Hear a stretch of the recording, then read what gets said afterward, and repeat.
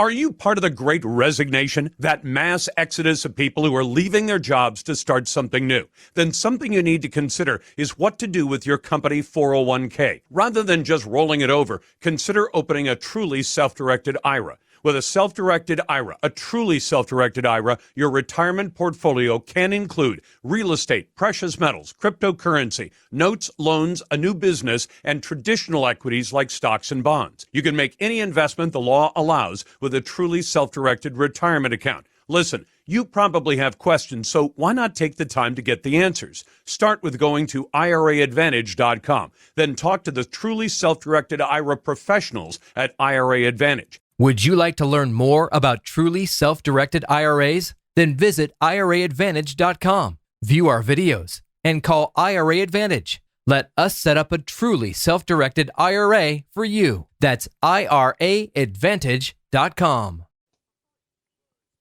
Welcome back to the Lars Larson Show. We've called this Conspiracy Theory Thursday for decades, and we've done so for a reason. And on a day like today, well, there are conspiracies involving wood-fired pizza cooking in New York. We've got the U.S. Supreme Court with actually some very good decisions today and some better ones expected tomorrow, and all of that is good, but it lends itself to conspiracy theories. So, welcome to the program. If you want to weigh in, we call this the best conversation in talk journalism for a reason. And if you want to join that conversation, it's easy. 866-HEY-LARS. Because I want to talk about whether or not cowardice should be a crime, especially when the cowardice costs the lives of some young children. This happened about 5 years ago. But I'm going to remind you of what happened in Parkland, Florida 5 years ago, and about the terrible decision from a jury that found a man who had neglected his duties. They found him not guilty, even though his crime was to neglect the lives of 4 different children. We'll talk about the details of that in just a moment. But first, 866-439-5277. And if you happen to be a naysayer, we love naysayers on this program. For more than 26 years, we've always put naysayers right to the head of the line. So if you happen to disagree with me about something I say, you're not only not going to get screened out, we're going to put you right to the head of the line at 866-439-5277. Send your emails to talk@larslarson.com. And before I go to calls, I got to say something about Scott Peterson. Now, Scott Peterson, in this case, was a Broward County Sheriff's deputy in Parkland, Florida. And at the time, because of what happened at Marjorie Stoneman Douglas High School in 2018, because of the deaths of so many people, 17 people who died, including children, Scott Peterson and some of the other deputies in Broward County became known as Broward's cowards. Now, it really shouldn't have applied to all of the deputies, but Broward's cowards became the name that was applied, and I did it too, because we said it was cowardice. When a man, and I don't have to mention his name, but he's been found guilty already, but when a man came to Marjorie Stoneman Douglas High School, and the high school had failed the kids as well, because the high school knew about the dangers that that man posed. He was a student at the high school, and they knew that he was so dangerous, they literally restricted his entry to the high school, not entirely, but they would search his backpack because he had brought dangerous things to the schools before. And the sheriff's department had good reason to understand that he was dangerous as well. They had been to his home almost 45 times to answer various kinds of calls, and never once did the Broward's Cowards Sheriff's Department write up that young man, teenage boy, I guess you could say, that they never once wrote him up, never came in front of a judge. Now, the whys of that, I guess we can answer with a lot of investigation. But 5 years ago, he came to that high school, and he murdered 17 people, including children. And one of the people who was at the school was Scott Peterson, a Broward County Sheriff's Department deputy at the time. And his job was to be the school resource officer. You know, I guess they don't want to call them school cops, but he stood outside, and based on what the cameras showed, he had pulled his gun more than a minute before that killer reached the 3rd floor of that school and began murdering those children. And then he did nothing. He stayed outside. Scott Peterson stayed outside. He was charged, and he was charged 4 years ago, with neglect of a child and 3 counts of culpable negligence, a total of 7 felony counts and 1 count of perjury. He testified, and today, when the decision was reached by the jury, they found him not guilty. And that, I guess, would amplify the crime as well. In any case, I just had to tell you what I thought of Scott Peterson. He will now go off and enjoy, I'm sure, his rather generous Broward County Sheriff's Deputy pension. And he's not been found guilty of a crime. And having been charged once under double jeopardy, he can never be charged again. I would say that he was guilty of those charges. The jury found otherwise. And we begin the day with a naysayer, Jody, who's calling in. Jody, welcome to the program. What do you and I disagree about today? That the fact because he was a sheriff, but I don't know when he was in school if he was a resource officer, because normally a resource, he was the resource officer for Marjorie Stoneman Douglas High School, and the reason they put the resource officer there is to be the resource if needed. And on that day, I think you and I could agree, that high school needed an armed member of law enforcement to answer a deadly threat, right? Yes. Yes. Okay. When you say, though, he was put there primarily to protect the students, was that for mass shooters, or was that primarily to keep the resource being if children are fighting, if there's gang activity or thing like that? I would say all of the above, Jody. I mean, when they put resource officers in schools, they don't want to call them cops for whatever reason. I think it's an anti-cop attitude. But if you say, this officer is there as a resource, it means a young man or woman could walk up to the cop and say, I want to learn more about your job. They could walk up to the cop and say, my friend did this, and he says it's legal. Is it legal? He could be that kind of resource. If 2 kids are fighting, he could stop the fight. If one of them has committed an assault, he could arrest the student and cause the student to be taken away and charged with a crime if the local DA agrees. Or if a deadly threat comes to that school in whatever form it comes. And I think anything could apply. Let's say, that part of Florida gets hit with a hurricane.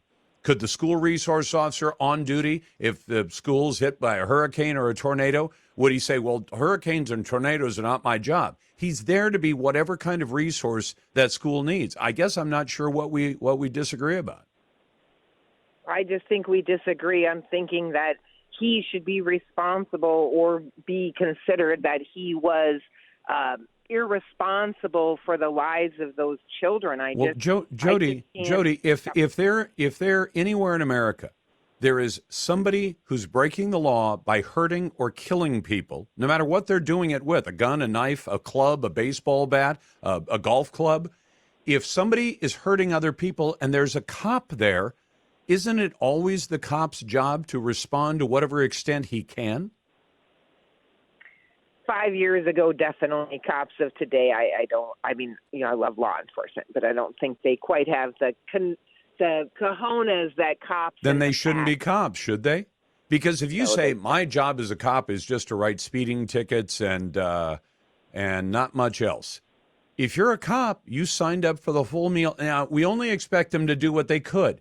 This man stood outside the school. He had his gun drawn more than a minute, 73 seconds before the shooting, before the killer reached the 3rd floor. Was it his job to run into that building and do what he could to stop the killer from hurting people? Well, I suppose it was his job. So you got me. You made me see a different light. Thanks a lot. I'm just suggesting, and again, I don't expect him to work magic either. The cops I know, there are many of them that have put their lives down to protect people. In this case, this man cowered outside the building. Scott Peterson stood outside the building and didn't do anything. And that was his job. Jody, thanks for the call. Back in a moment. You're listening to The Lars Larson Show. Welcome back to The Lars Larson Show. It's a pleasure to be with you, and I'm always glad to take your phone calls and emails. And as you know, I'm a little bit on cloud 9 right now because the Supreme Court has finally struck down race-based, what they call affirmative action, what I call naked bigotry in college admissions. And I get a chance to talk to our old friend Devin Westhill, who hasn't been with us in way too long. He is the president and general counsel, that means he's a lawyer, for the Center for Equal Opportunity and a legal expert for the Federalist Society. Devin, it's good to have you back. Hey, Lars. Very happy to be here. Thank you. Now, should I be as happy as I am about what the Supreme Court did today? I think you should. In fact, there was quite a lot of talk after a case came down about race and voting a couple of weeks ago that maybe we weren't going to get the sort of decision that everyone thought we were going to get on the affirmative action front. But we did. And you should be, and everyone else should be, who is very serious about equal opportunity, equality under the law, should be very happy about what happened today. It's a very strong 6-3 majority decision that says, look, what Harvard and the University of North Carolina were doing in their admissions processes and giving preferences to some people and not others based on their race is unconstitutional. Well, I agree. And Devin, I was amazed that more Americans weren't just apoplectic about this. There was an example that came up. It was one of the ones from the case from a few weeks ago. They said this poor kid, a young man, had a perfect SAT score, which doesn't happen that often, and had gigantic GPA. I think it was 4.65 or something. It was just like, okay, this kid is smart. He's applied himself. He's done all the skull sweat to be able to get to this point. And then he's told, sorry, you're Asian. Asians need not apply, even with perfect SAT scores.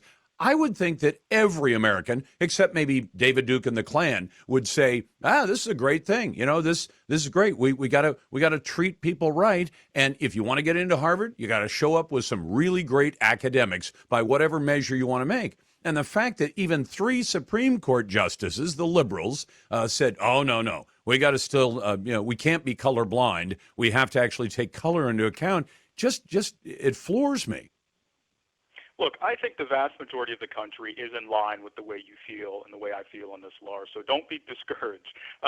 Poll after poll after poll that comes in across racial lines, across ethnic lines, Americans agree that use of race or ethnicity in college admissions ought not to be legal, ought not to be something that schools are taking into consideration. So despite the fact that we have very extreme progressives who are very loud about their interest, right, in anti-racist discrimination, right, remedying past discrimination with present discrimination, I think the vast majority of the country actually is in line with the principle that all people in this country are created equal and they ought to be treated equal under the law. Well, the other group that I really feel sorry for, Devin, although, I mean, if somebody comes along to a high school kid, man or woman, boy or girl, man or woman, and says, hey, you're going to get into Harvard, and you say, well, my test scores aren't very good, my GPA isn't stellar, and I haven't done all that, you would think that it would be humiliating to be told, well, in effect, I mean, they probably don't say it out loud, but they say, well, you're going to get into Harvard. Great, that sounds fantastic. Why am I getting into Harvard with my test scores and my GPA? And I don't know, what is it, a wink and a nudge? Well, it's because you're black or it's because you're Hispanic. But if you were Asian, boy, they'd show you the door. That has to be humiliating, isn't it? Well, that's exactly right. It is. And for the rest of that individual's life, through college, their employment, and so forth, they are going to hold with them a stigma.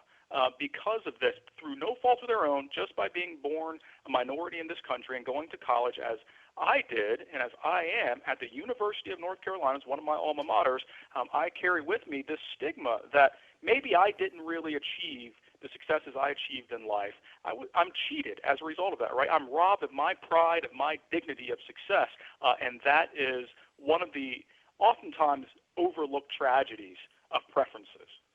So, Devin, I'm not a lawyer. You are. How in the world did the 3 liberals on the court figure out a way of doing legal gymnastics to say, no, it's still okay to take race into consideration? I haven't had a chance to. Sometimes I read the decisions. Oftentimes I don't because I don't have the legal knowledge. But how do they get to this point where they say, no, it doesn't violate the 14th Amendment, isn't unconstitutional, it's still okay to do it? Well, there are a couple of things. On the one hand, the 3 dissenters on the court suggest that, look, this has been what we have said is the law for a long period of time. We ought not to unsettle that, right? Folks rely on this. Well, slavery was the law for a while. I hate to interrupt, but Devin, would that have worked back in slavery? We've had slaves a long time. You shouldn't upset the apple cart. It's really working well for us. You should be on the court, arguing with these folks. But at the end of the day, they get an opportunity to write, and they did write. And this is one of the things that they wrote, whether or not we agree with it. But on the other hand, there is a disagreement, even among some individuals on the right who are legal scholars, about what the original meaning of the 14th Amendment Equal Protection Clause actually means. And those individuals who dissented from this case really try to pick that apart and suggest that the 14th Amendment allows race consciousness, especially in the educational context. But that argument did not win the day. Equal treatment under the law is being debated as though you can't look at the law and say, okay, everybody has to be treated equally. Well, what we can't push a little bit this direction or that direction if we take into account a person's skin color, where they go to church, what kind of sex they like, or anything like that. You can't do that. I mean, that how could they not understand what equal means equal, doesn't it? Well, things were different when the 14th Amendment and the 13th Amendment, 15th Amendment, these post-Civil War amendments were ratified, right, after, for Reconstruction. And these individuals believe that race consciousness was embedded in this based on a number of historical factors, such as Congress setting up schools, for example, in the District of Columbia at the time to educate freed slaves. And the Freedmen's Bureau and a number of other provisions that suggest to them, at least, and to some other folks who are scholars in this area of history and of the law, that the 14th Amendment is not totally colorblind, as Justice Thomas suggests in his concurring opinion here that it is. So it's just a difference of opinion when it comes to this. Wow. I don't think the dissenters were right, and they didn't win the day, as I suggested. So we're not saying that Sotomayor could be standing there on the schoolhouse steps with Governor Wallace saying, hey, they got separate but equal. That's equal treatment under the law, right? I mean, it just seems comical to me that they're trying so hard to get to something that seems so wrong under the Constitution. One of the important things to do, and you just did it, Lars, I think, is to flip this or to replace certain things, to bring things into clear perspective, right? What if it were the case that affirmative action was being used to promote white and Asian students and to downgrade black and Hispanic students? Would then it be okay? No, I don't think so. I don't think anybody would be okay with that. And we really need to be thinking about things in that very clear way. I got to tell you something, Devin. You know the stats on men and women? I mean, men are actually a minority. We're less than 50. Women are more than 50. And when you go to colleges, I think women are close to 2/3 of the college graduates. And you could say, well, we're not graduating enough men. So let's put some clamps on the number of women who are allowed to go into college because they seem to do so well, like those Asian students did. So we're going to hold down women getting into college because they end up as 2/3 of the college graduates. Men who are not even 50%, they're a minority, they only make up about 1/3, a little more than slightly more than 1/3 of the graduates. We got to hold those women back and give the men a chance. Imagine Sotomayor standing up for that. Devin, it is great to have you back. I so appreciate it. That's Devin Westhill from the Center for Equal Opportunity and the Federalist Society. Hey, by the way, don't you love it when the pharmacy asks, do you want the name brand or the generic version? It's not always, but many times I say it, generic, please, because, hey, I like saving money. Wouldn't it be nice if you had that option with CBD? You get high-quality CBD products without the name brand price. Well, now you can't. Check out my friends at Generic CBD. They buy direct from the manufacturer, cut out the middleman, pass the savings on to you. Each product made in the USA. Third-party lab tested for quality and strength, 0 THC. Try it for 30 days. You'll love it or your money back.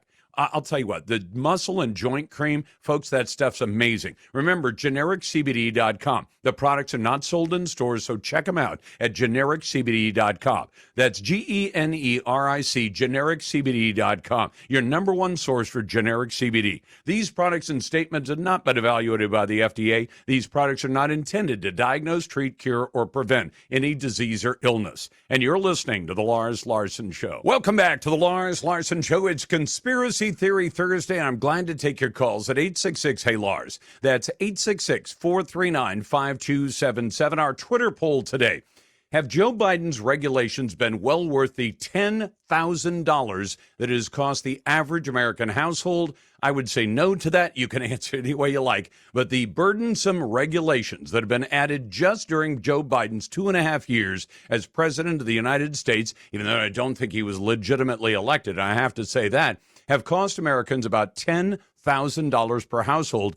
And that's before we start to count all the losses you've suffered because your paycheck may have gone up in the last 2 years, but it didn't go up as much as Bidenomics, which is what Joe's calling it these days, has driven up inflation. To those calls, let's go to Max. Hey, Max, thanks for the call. What's on your mind today? Well, I guess first of all, I wanted to mention that Justice Jackson recused herself in this decision. They called it a 6-3, though. She must have voted if it was a 6-3 because there are only 9 justices. They're misprinting it. If you look at it, she's a Harvard grad, and for that reason, she recused herself from it. Okay, fair really point, because we'd actually raised that point when she was being in her confirmation. I don't think she's smart enough to be on the court because she can't even tell us what a woman is. But we also pointed out she had connections back to Harvard and to their governing bodies, and she shouldn't have been hearing the case. But so you may be right, but I've seen it characterized all day long as a 6-3 decision. There being 9 justices, that's the media right? For you. Well, that is the media for you. The other one I want to talk about is your resource officer. He's Yes. not out of the woods legally yet. It's like O.J. Simpson. You can't get him criminally. You can sue him into oblivion. And you can bet lawsuits will be coming his way. That's a very good point. So we'll have to see how that ends up. The resource officer, except he can be sued civilly, but he can't be tried criminally. And I guess, you're right. She did participate in the North Carolina case. She did not participate in the Harvard decision because she sits on one of the governing boards. My flaw, and I'll admit to that. Max, tell me this, though. If you were sitting on that jury, is there any way you could have seen that he was not guilty of neglecting those children when it was his assigned job? Well, not having seen all the information that they saw, I really can't say. I really can't. I think it's reprehensible. Cowardice is unforgivable. Yeah, but except that he wasn't charged with cowardice. He was charged with neglect, right? And so it was horrible neglect. But I think it was more than neglect. I think he was shaking in his boots, hiding in the corner, wishing it would go away. Yeah, and I wish they had taken some other action against him, but that's where we are. Let's go to Bill in Tennessee. Hey, Bill, thanks a lot for listening. It's Todd Starnes Station is a great station. What's on your mind today? It is. Yeah, Todd's a great guy. I know him personally, and just can't ask for a better person. Nope. And it's good to be on your show again. Thanks for letting me be here. I was on last year or so and talked about my foundation here in Memphis. But I have a bit of a I'm confused about the Democrats because they've been talking about systemic racism in this country and how bad everything is and how racist we are, but they want to keep a racist policy that allows the colleges to pick minorities or students based on skin color and other criteria, which is absolutely wrong. Well, Bill, you understand that if the Democrats didn't have double standards, they wouldn't have any standards at all. So, and we say that as a joke, but the fact is, so much of what they do makes no sense. To say we're against racism, but if we have a racist policy that we think benefits one group or another, even though in this case the other double standard is this, Bill.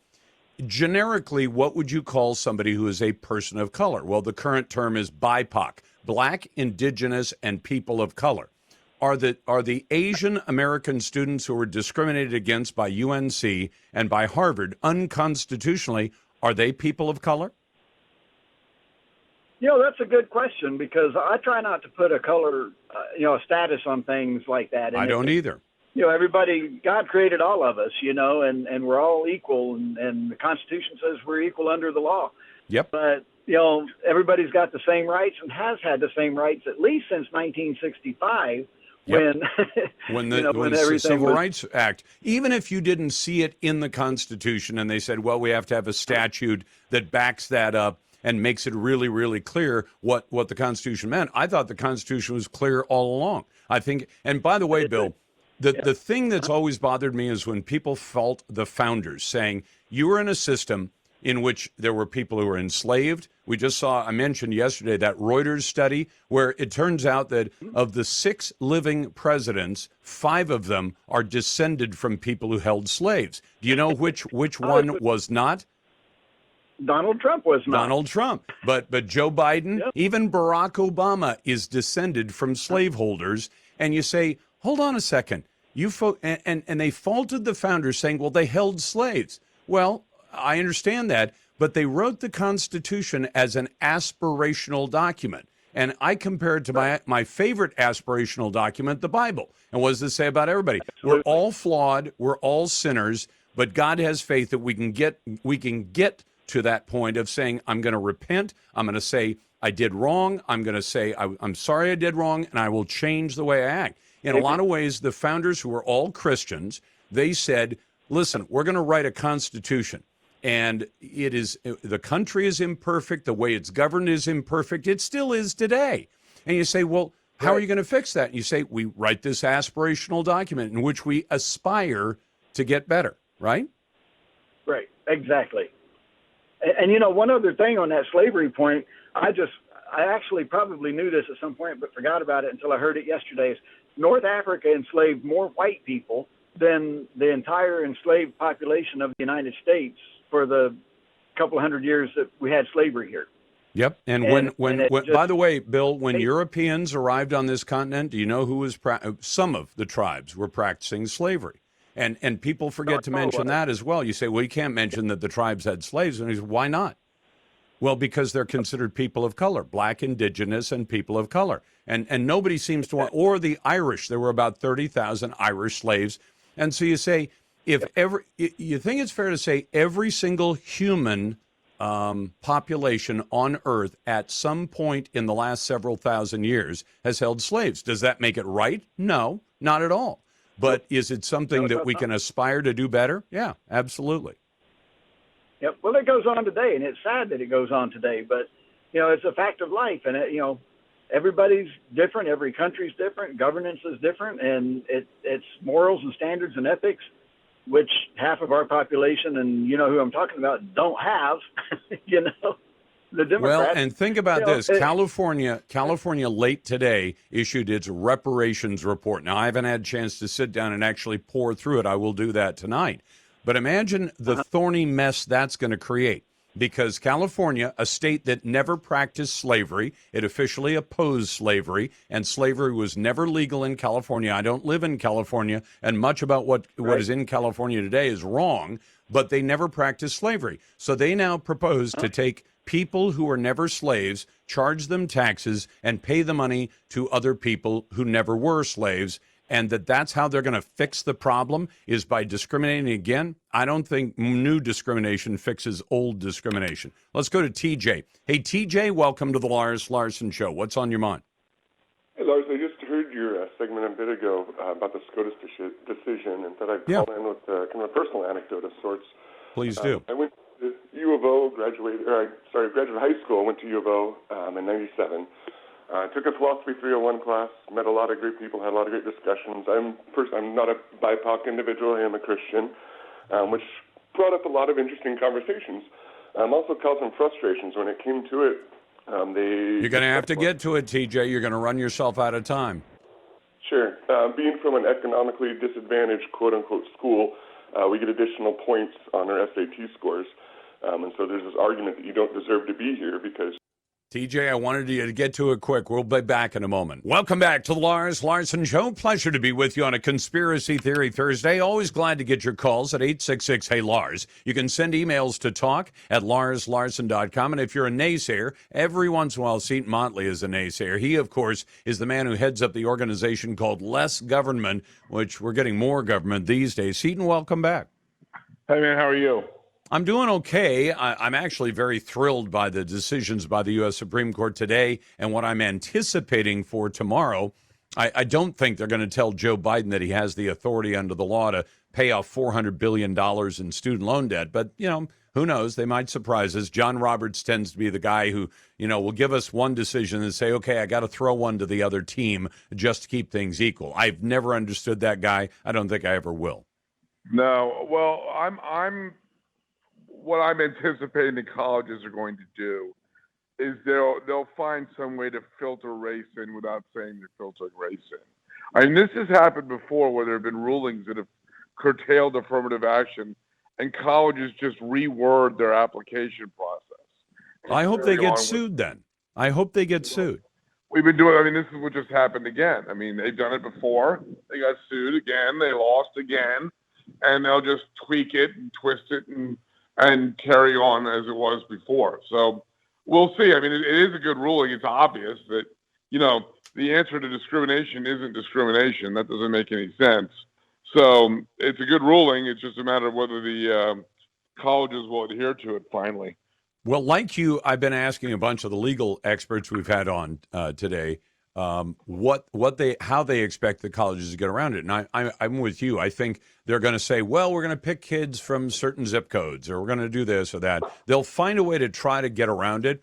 I kind of wish that what the Supreme Court would do, maybe it's not their job, but a federal court could say, we see that the colleges are not complying with what the court very clearly said, so we're going to appoint, I think they call it a special master, where they appoint a judge, and they say, if you have problems getting them to comply with this, go to that judge. And if it's a federal judge, he can say, oh, you're not complying, UNC or Harvard. Okay, we'll just slap some more, requirements on you, and maybe get their attention that way. Do you think that would work? Again, it all comes down to interpretation of what the colleges are doing, and I'm not optimistic because we've seen this. Like I said, we've seen this. We've been doing this dance now for almost 30 years. A buddy of mine didn't get into UCLA and USC, and sued and won, and that was 30 years ago. Yep. So, and we're still doing this dance. So, I didn't message him. I should have messaged him today when the ruling came down, just to see what he thinks. But I have a feeling I know that's probably why I didn't do it. Well, let me ask you about what we had planned to talk about. We're independent agencies. So tell my audience what they should make of the fact that we have over 100 independent agencies that are still federal agencies, but they're somewhat independent, so they're under nobody's control? That's I've said for years now that the Supreme Court has previously ruled that independent agencies are constitutional, which is bizarre and insane because the Constitution, Articles 1, 2, and 3, provides for three branches of government: legislative, judicial, and executive. So independent agencies can't be independent. They have to be under one of those three if they're going to be constitutional. And of course, it would most likely almost all of them or all of them would be under the executive branch because they're executing, they're implementing things. Now, the independent agencies were created by the Congress to outsource their responsibility of writing law. These agencies are writing law or vote. You see like the FCC or the FTC, quote unquote, voting on things. Well, these are unelected bureaucrats putting on the veneer of democracy when if they're creating something new, it has to be created in Congress. Right. They're supposed to execute. Congress writes the law and says, hey, FCC, impose net neutrality. And then the FCC imposes net neutrality. That's never happened. We've had multiple instances, as you know. Well, you know what, Seaton? For 13 years, they keep imposing it. I can imagine going the other direction. You could say you're a somewhat independent agency, but when you want to write new rules, you bring them to us and you explain to us, the Congress, what they're going to do, and then we'll give our stamp of approval or not. And that would at least be some oversight, because then the agency would know, I'm to write up the actual nitty gritty details of how to regulate. They do that, and they do that. I mean, it's not like it's a galloping secret that Democrats want to impose net neutrality. They've been doing it for 13 years. But do they have to get a majority vote in the House of Representatives to get it through? It has to be a law. The Congress has to pass something. They never passed a bill that says the phrase net neutrality in it. And the president has never signed a law, therefore, with the phrase net neutrality in it. So there's no preceding legislation that tells the FCC to impose it. That's why they had this veneer of democracy where 3 of the 5 unelected bureaucrats that run the FCC vote to impose net neutrality. And gee, there's been a vote and they're going to impose net neutrality. Well, no, you're supposed to execute that's what I said in the piece. The FCC has been tied 2-2 for the entirety of Biden's presidency. It's doing everything it's supposed to do it just can't do the stuff it's not supposed to do. With a 3 to that's what's been going on. Do we have for to thank Joe for that? Do we have to say, Well, hey, Joe, thanks for that one? Yeah, well, Joe nominated a fifth vote that was a very nice lady who's violently insane politically named Gigi Sohn, and she lingered for 2 years, and the Democrats wouldn't vote for her.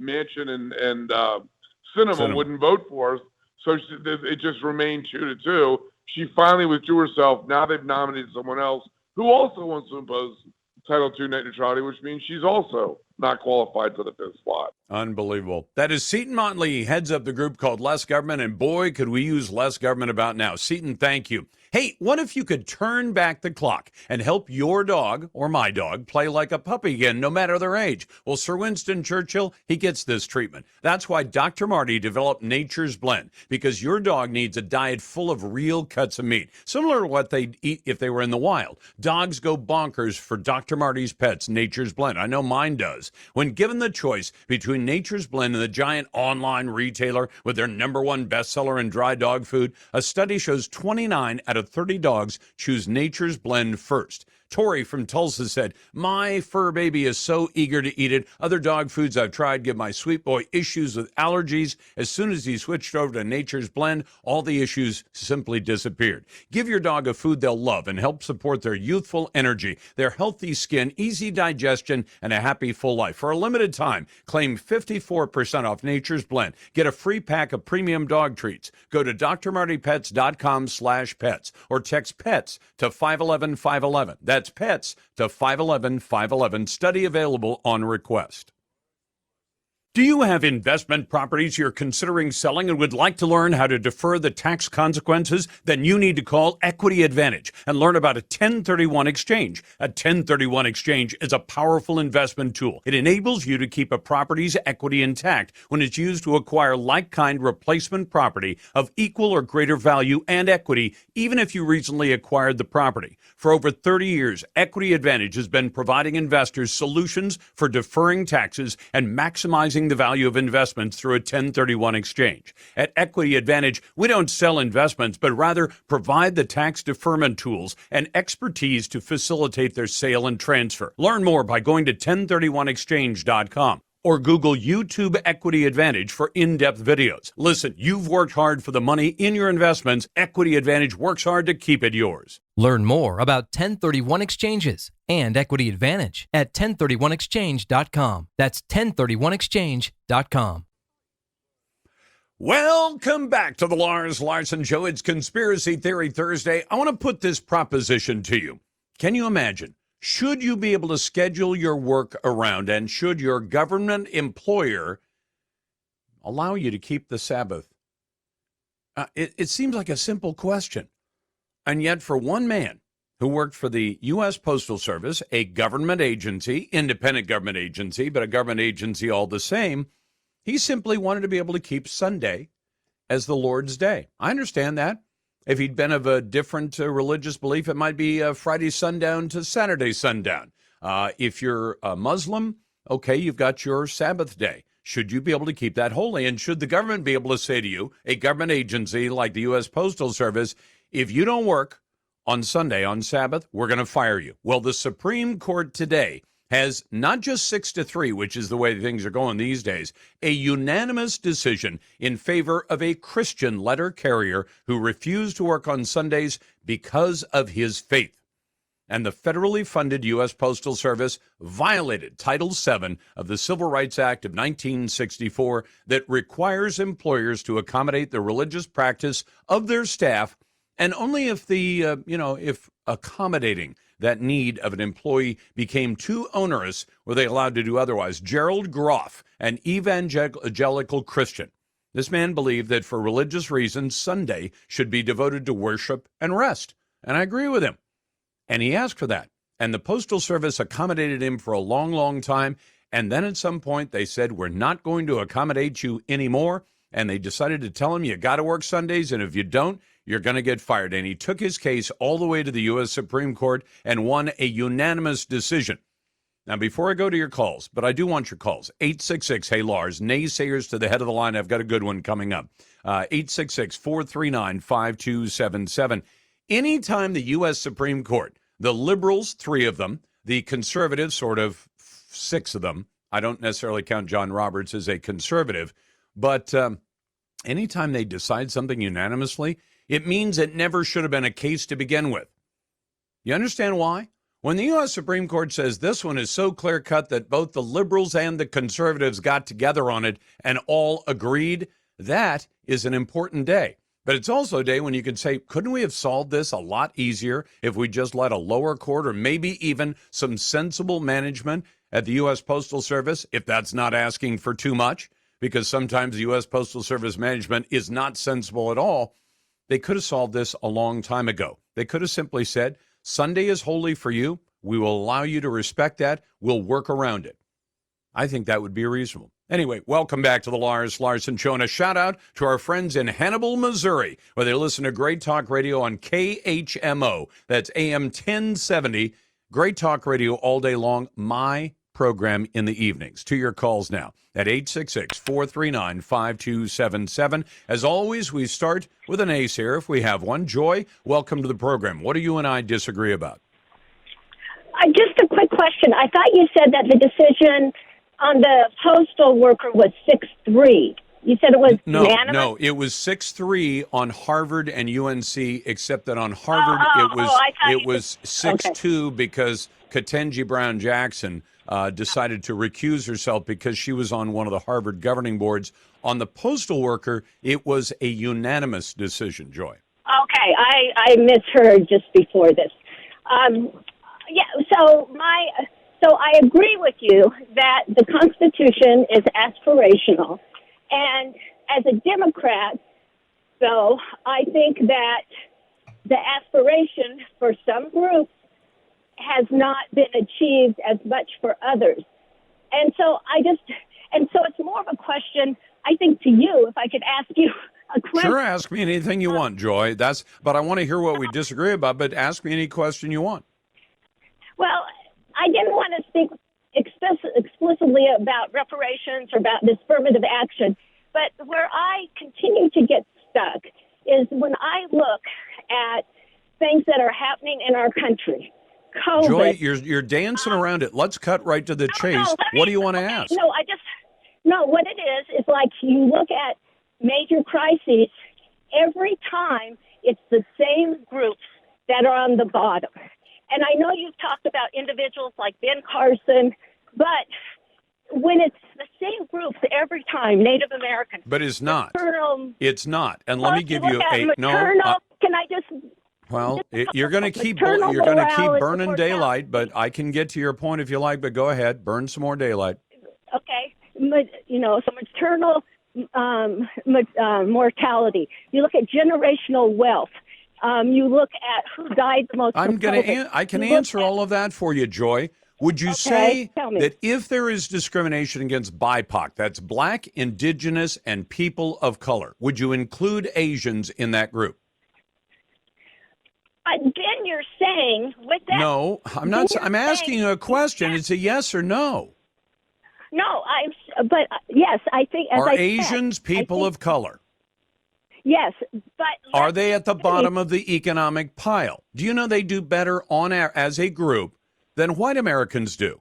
So you have Asian Americans, and they have language you could have language discrimination. Many Asians who came here in the 70s were coming from Vietnam. I've met a lot of them, and they suffered from discrimination because of their appearance, because of their ethnicity, because of their race, whatever you want to call it.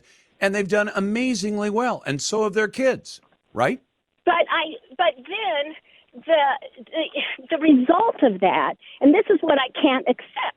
The result of that is to say then Native Americans, Black Americans, and Hispanic Americans, then they're not trying. That they're all. Well, why can't you say that? They're all bad workers. I didn't say they were bad workers, but what I would say is this: if you show up at school, like I think Woody Allen once said, I don't really like Woody Allen because he's a pervert, but he once said showing up is 90% of it. So if you show up at school, hold on, Joy, go and take a look at attendance among black, Hispanic, and white students and Asian students. And do you know what you're going to find? You're going to find the numbers that'll blow your argument all apart, because you're going to find that when you show up at school and you do the schoolwork, even the minimal schoolwork, you will do well. And when you don't show up, now tell me what keeps a black or brown student from showing up at school.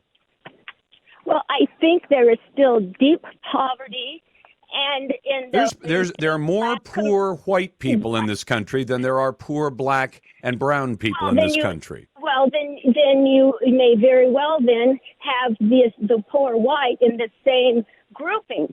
But and you've got to show up. If you don't show up to school and you don't finish school, it's not that easy. Take any person of any color with a high school diploma and without, the one with a high school diploma, just a high school diploma, not a college graduate, just a high school diploma, you're going to have a marked difference in their economic success. And what you're saying is, we want to artificially create success, and we want to do it based on skin color. And that's not legal, and it's not constitutional. We'll be back in a moment. You're listening to The Lars Larson Show.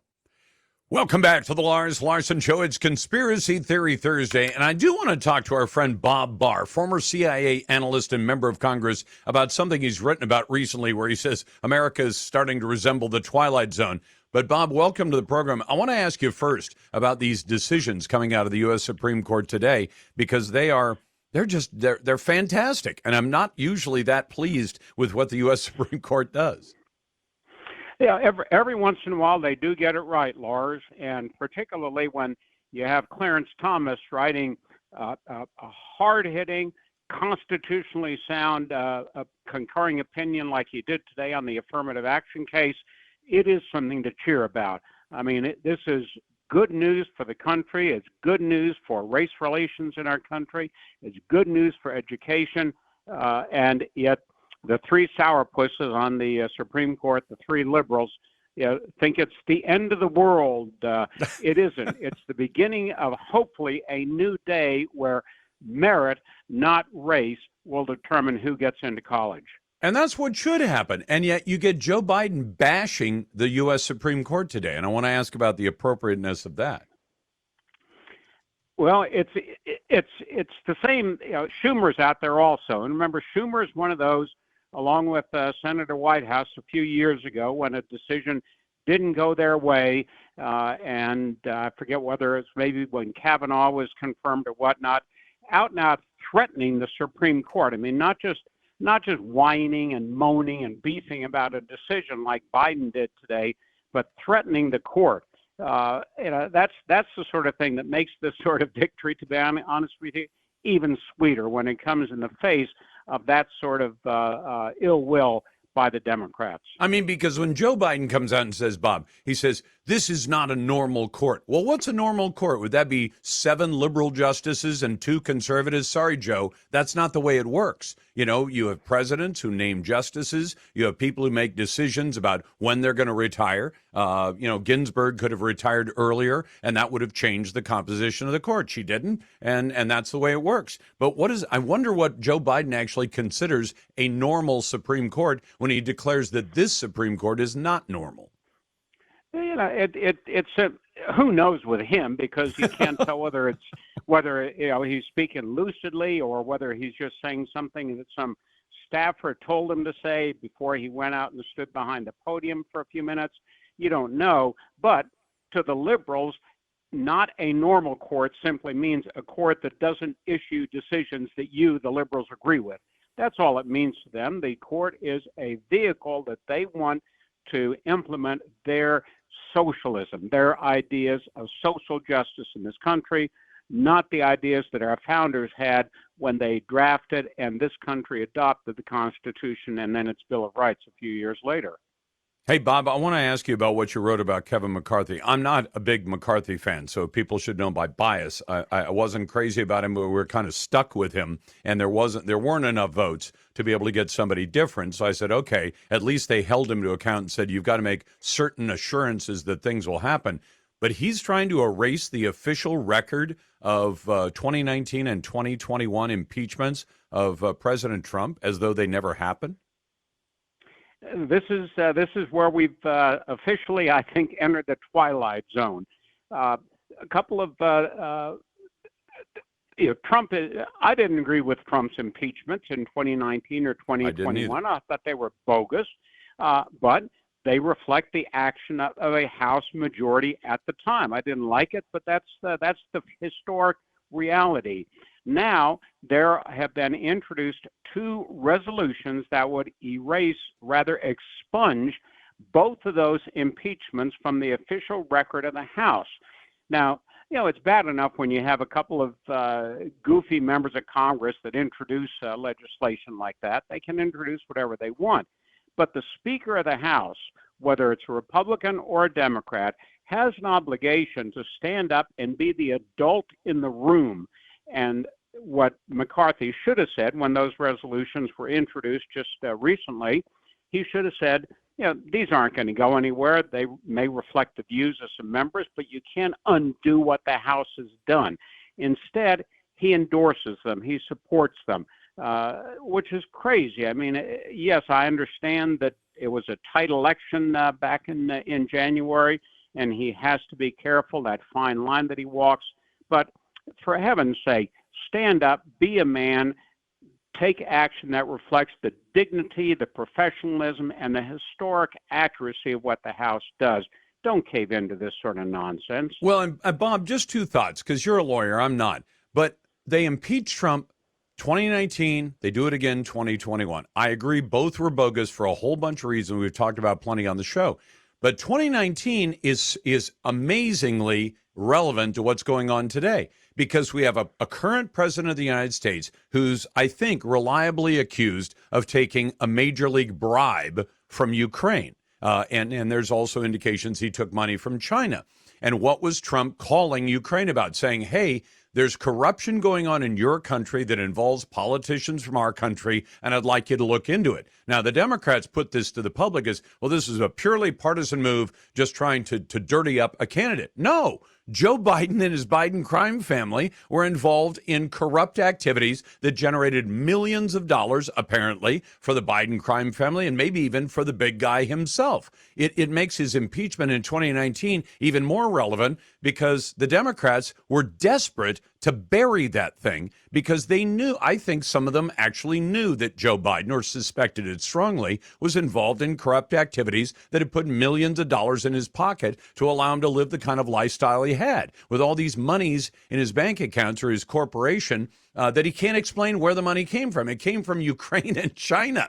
And it might even explain some of his policies toward Ukraine and China today. It's hugely relevant, isn't it? It is, and it's really quite interesting and quite a coincidence how this has come full circle from Trump's impeachment in 2019, which I think, as we just said, was bogus.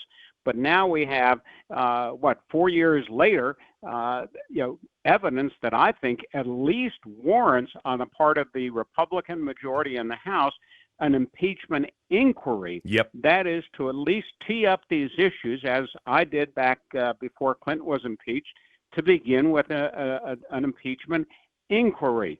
The Republicans certainly ought to do that. Now, is Hunter Biden a part of that? Probably so, but the real focus should be on Joe Biden, not Hunter Biden. But if looking into Hunter Biden then leads us to the truth or at least evidence of Joe Biden's corruption, which certainly seems to be the case, then that's what the Republicans ought to be pursuing. See, and I'm with you, because the inquiry merely means you say, Congress, we're gonna have some hearings. We're gonna we'll get Tony Bobulinski up there, we'll get Devin Archer up there, we'll haul Hunter Biden in there and put him under oath.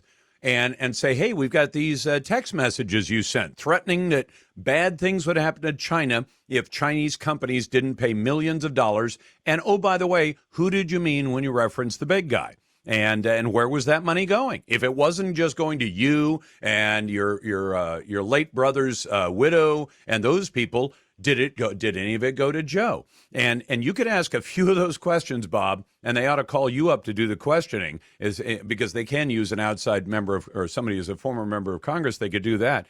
Bob, I really appreciate you coming on. The conversations are always great. That is Bob Barr, now first vice president of the board at the NRA. By the way, Are you a small business owner who could use a few $100,000? Well, employee retention tax credits, they're an incredible opportunity for you. Call the experts at Get My Funds. You know, they've been around since the beginning of the pandemic. They've already helped out 1,500 small business owners get about $300 million in funding. And they know what they're doing. They have a team of CPAs who specialize in filing for these tax credits. And they're with you every step of the way, even if there's an audit. They stand behind their work with an audit safeguard. If you retain 5 or more W-2 employees during COVID, even if you already got the PPP money, you need to call Get My Funds now at 800-535-2950. And it's not a grant. It's not a loan. It's a tax refund. And there are no upfront fees to find out if you qualify. Go with a team you can trust at Get My Funds, 800-535-2950 or getmyfunds.com. That's getmyfunds.com. You're listening to The Lars Larson Show. Send your emails to talk@larslarson.com. Welcome back to The Lars Larson Show. It's Conspiracy Theory Thursday, and your calls are always welcome at 866-HEY-LARS. If you're a naysayer, we put you right to the head of the line at 866-439-5277. Well, spy balloons over Montana.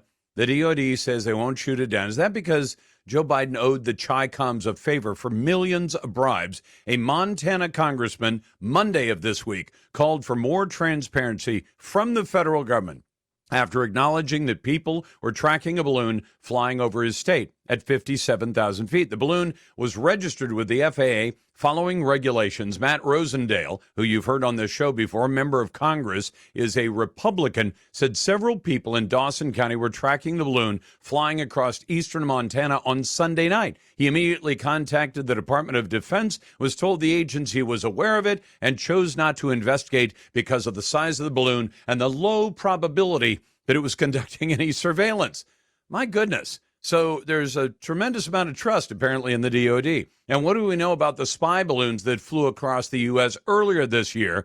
Well, Joe Biden allowed it to fly across the entire country, carrying American-made hardware to capture reconnaissance. And the Wall Street Journal reported that multiple federal agencies discovered the balloon was crammed with commercially available U.S.-made gear, some of it for sale online, and then had more specialized Chinese sensors and other equipment to collect photos, video, and other information, and then transmit it back to China. They also said the spy balloon had large solar panels and that it was made to capture radar data as well. And Joe Biden didn't bother to shoot it down because he's bought and paid for by the Chinese communists. Let's go to Randy in North Carolina. Randy, you heard me talking earlier about Broward's cowards, the sheriff's department. I think it's unfair for me to characterize everybody in that sheriff's department as cowards, but certainly the man, Scott Peterson, who is on trial today and was found not guilty, he stood outside that school with his gun in his hand and didn't act when kids were dying inside. What's your take on that?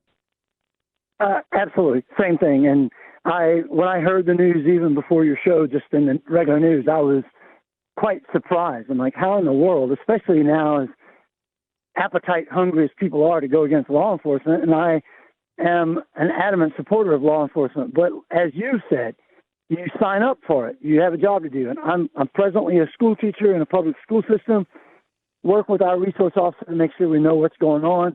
I also am a permittee. I carry concealed. It's not legal for me to carry on campus.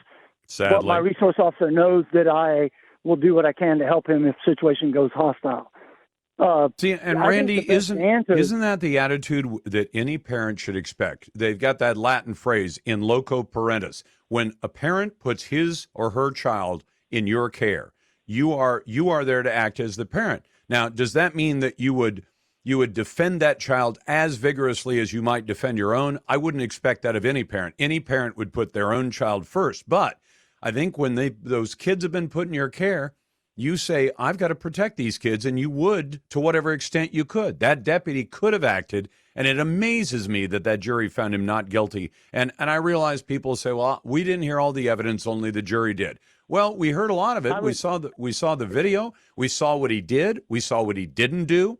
Even he broke down in tears when he was testifying. And I know you're running out of time, so I'm sorry. The contrast is what happened in Nashville. Those young police officers were on the money. They did exactly what they had to do. There was a young guy that wasn't even in the area, and he was the first one on the scene. He waited briefly to notify the people that were around him, and then he's off running. And when Yep. they heard the gunshots, they didn't go asking questions or hiding. They went towards the gunshots, and that's what they're supposed to do. And Randy, I mean, I'm old. I'm old now, but I remember Columbine, and I remember the colossal disaster because they waited outside, staged, waited for the CERT team or the SWAT team. They did all that, and right after that, everybody I knew in law enforcement said that used to be the way we do it. Now we do it differently. You run into wherever the place is. If you have to run past people who are bleeding on the floor, I've had cops tell me this. You run past them, you go to the source of the danger, and you neutralize the threat, doing whatever you have to do to neutralize it. Even if you had to pass by victims on the way, you neutralize the threat, and then you start to give aid. And I thought, this Absolutely. guy had a And perfect... that's what you saw happen. That's what you saw happen in Nashville. And I would just say, to echo your point, Columbine, I teach classes in firearms, but there's reports out there as to what actually kills in mass shootings, and it's the time it takes for a good guy with a gun to show up and challenge the bad guy. In Columbine, it was 47 minutes before those individuals were challenged. You could take a single-shot pistol and kill a mob of people in 47 minutes. The It's other not thing, the weapon, it's not the style. It's the attitude of not putting proper defenses in place to take out the bad guy. And Randy, one other thing I just feel compelled to mention, I've noticed a pattern in all these shootings. I think these killers are cowards at the end of the day. And I'll give two examples in Aurora, Colorado, where they had James Holmes. So he goes to the theater, kills a bunch of people, and then goes out in the parking lot, sets his weapons down, sits in his car, and doesn't resist. He wanted to be captured. He didn't want to be killed. Now, he just killed a bunch of people in a theater. He could have said, well, I've got a weapon. It still had lots of rounds in it. He said, I'm going to fight the police. Nope. He put it down. He didn't want to die. The other reaction, there was a mall shooting quite some time ago in my neck of the woods. And this guy came in, had stolen an AR-15 style rifle, and shot a number of people. And then the minute a private citizen by the name of Nick Mealy, I think, pulled his pistol out and pointed at the guy and decided he didn't have a safe backdrop, that if you shoot the bad guy, you might shoot a good guy too. He didn't shoot. But you know what that killer did? He saw the man pointing the gun at him. He ran down one of the halls of the mall and put a bullet in his own head. That's another act of cowardice. But thank God he did that, because it ended the shooting the minute he was challenged. So if this deputy, as much of a coward as he might be, if this deputy had ran into that school and pointed a gun at the killer in Parkland, that killer might have stopped. He might have stopped either to save his own life, because he later ran out of the school, went to a McDonald's and got a drink, or he might have put a bullet in his own head. Either outcome would be okay with me. But they are, at the end of the day, I think all those people who would do anything like that, shoot up a school, shoot up a theater, they are cowards at the end of the day. In some cases, they don't want to die. And if they're challenged, in many cases, they'll either quit killing people or they'll take their own life. And like I said, either one of those outcomes is just fine with me. Thanks very much for the call. I appreciate it. Hey, don't you love it when the pharmacy asks you, do you want the name brand or the generic version? It's not always, but many times I say generic, please, because, hey, you like saving money, right? Wouldn't it be nice if you had that option with CBD? Get high-quality CBD products without the name brand price. Well, now you can do it. Check out my friends at Generic CBD. At GenericCBD.com, they buy direct from the manufacturer. They cut out the middleman. They pass the savings on to you. And each product is made in the USA. It's third-party lab tested for quality and strength, contains 0% THC. Try it for 30 days. You'll love it or your money back. My wife and I use Gen Pop Muscle and Joint Cream. The stuff is amazing. Remember, GenericCBD.com products are not sold in stores, so check them out at GenericCBD.com. That's GENERIC, GenericCBD.com. That's GenericCBD.com, your number one source for generic CBD. These products and statements have not been evaluated by the FDA, and these products are not intended to diagnose, treat, cure, or prevent any disease or illness. A real pleasure to be with you on a Thursday night. As you can tell, I'm kind of on top of the world after these Supreme Court decisions today. and the one I'm kind of anticipating tomorrow, that Joe Biden, the president of the United States, the Supreme Court is going to slap him down hard and say, Mr. President, you have no authority to give away $400 billion of the public's money to pay off a bunch of deadbeat student loans. In a moment, Joe Biden had a secret global burner phone bought and paid for by Hunter Biden's company. Was that how the Biden crime family communicated? We're going to talk to the guy who's actually dialed the number in a moment. That's John Solomon next. Welcome back to the Lars Larson Show. Anytime you hear the term burner phone, you probably, and I think you're right to do this, you think to yourself, that either involves a spy, it involves somebody in some kind of illegal business like human trafficking or maybe drugs, that sort of thing. That's what burner phones are all about. That's why you have burner phones, especially secret phones. And my friend John Solomon, political commentator and founder of JustTheNews.com, has broken a huge story that ought to be on the front page of every newspaper in America. And yet, I haven't seen it anywhere but at JustTheNews.com. It involves a secret global burner phone bought and paid for by none other than Hunter Biden and supplied to his father, Joe Biden. John, welcome back to the program. Yeah, great to be with you. Now, you have a rather personal connection to that burner phone, and I want you to tell my audience what you did. Yeah, listen, I don't know if it was a burner phone or not. What I do know is that there were some documents gathered by the FBI when they investigated Hunter Biden's business partner, Devin Archer, back in 16, 17, and 18. And I went to the courthouse, got these documents, and in those documents there were bills and credit cards and bank statements, and I saw a phone number that was associated to Hunter Biden. By this time, I had broken some of the big stories in 2019 about Hunter Biden, the famous "you don't get your $1 billion if you don't fire the prosecutor" brag that Joe Biden had made that became a big focus in that year. And I was having a hard time getting a fair comment from Hunter Biden. So I saw this number and I said, you know what? The right thing to do is try every avenue to get Hunter Biden to give me fair comment. So I called the phone fully expecting that I would get Hunter Biden, since the phone number seemed to be associated with him in these court records. And the person picked up, and the second they said hello, I knew exactly whose voice it was. I'd heard that voice for 30 or 40 years in the Senate, and I realized it was Joe Biden. And I said, Mr. Vice President? He said, yes. I said, I'm John Solomon. He said, sorry, I can't talk to you right now. And he hung up on me, and that was the end of my conversation. The phone, clearly was associated with Hunter Biden in the records that the FBI had gathered. Is it a burner phone? I don't know. Was it something untoward? I don't know. But we do know this. It was proof to me at the time, and we now have more proof of it, that the finances, the phones, and the business associations of Hunter Biden and Joe Biden were far more commingled than what the president has acknowledged over these last many years. Well, just to defend my use of that term, John, sure. When we say burner phone, you might mean something you pick up at Walmart or a convenience store. Buy it with cash. Don't get your face on a camera. Put it in park it somewhere, and then when you need to make calls that nobody knows about, use that phone. In that sense, it's a burner phone in that if Hunter Biden ever wanted to get in touch with his dad when he was in the Senate, when he was in the vice presidency, even during the campaign, or now as president, I don't think he'd have any problem going through the official channels open to members of the family where they call up the Secret Service, say, I need to talk to my dad right now. He could have done that.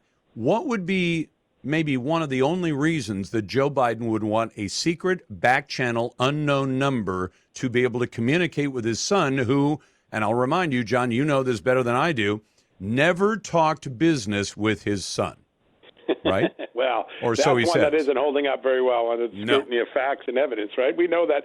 Listen, we don't know yet, and I hate to assume facts that aren't in evidence. I do know this.